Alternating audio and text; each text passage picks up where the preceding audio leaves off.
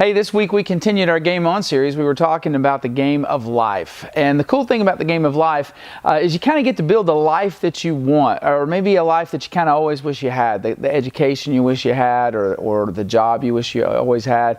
But it's got its way of keeping score. In the end, really what matters is how many assets you have, is you add up all the assets that you have. And really, it's interesting because we have our way of keeping score for how we're doing in life. And it may depend on your stage of life. It could be that when you're in high school, if you're a high school athlete, right now your way of keeping score is how you're doing compared to other people on your team. It could be that your way of keeping score is the college scholarship offers that you're getting to play at the next level.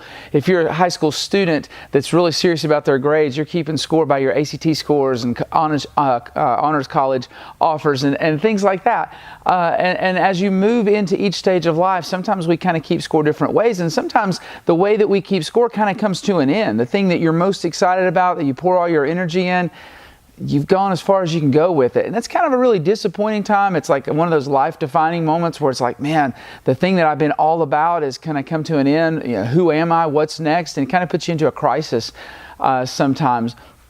And so it's interesting when you look at the book of Philippians. Paul really talks about how he keeps score, and he talks about a way that keeps score that transcends all those life stages. It doesn't matter what life stage you're in, and I think that's really important because we said in Sunday's message that if you keep score the wrong way, you may get to the end of life and realize you've wasted your life. That all of a sudden you realize, yeah, I did a good job of scoring the way I thought was important, and I found out at the end that what I thought was important was never important at all. There's a story told by a pastor whose father used to be an evangelist, and he said that he would go to his father's evangelistic events. And one day his father is dealing with a whole bunch of people up front after the message.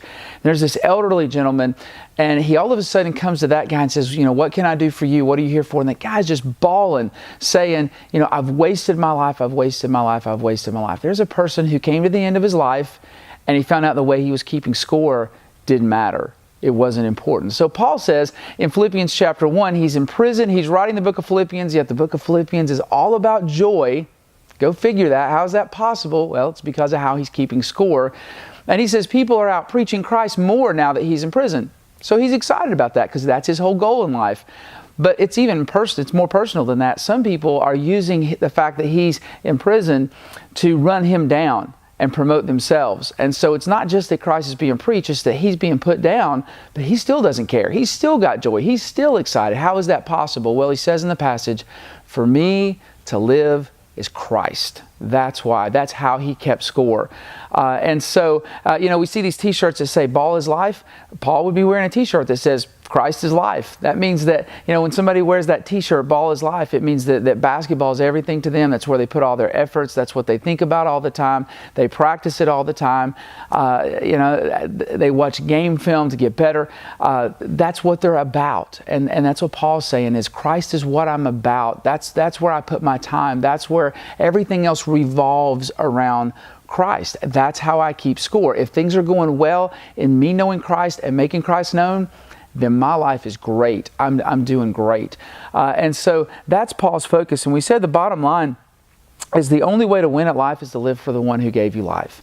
And so that's how we keep score. And so we talked about this week, how would people define you? Would they say, they name the job that you work? Or maybe you work a certain job, but that's not what you're known for. You'd be known as the car guy because you're always tinkering with cars. Or you'd be known for some other hobby that you have. Or you'd be known as a Vols fan because you got a shrine in the basement and everything's orange and got all kinds of autographs and shadow boxes. Maybe that's how you'd be known. But Paul says, I would be known as a Christ follower. For me to live as Christ, that's what defines my life. And so we talked about on Sunday, what is it that's keeping you from being known that way? Why is it that you're not known that way? That the main thing you're known for is being a Christ follower. Why is it that people wouldn't say, you know what, for him, for her, Christ is life?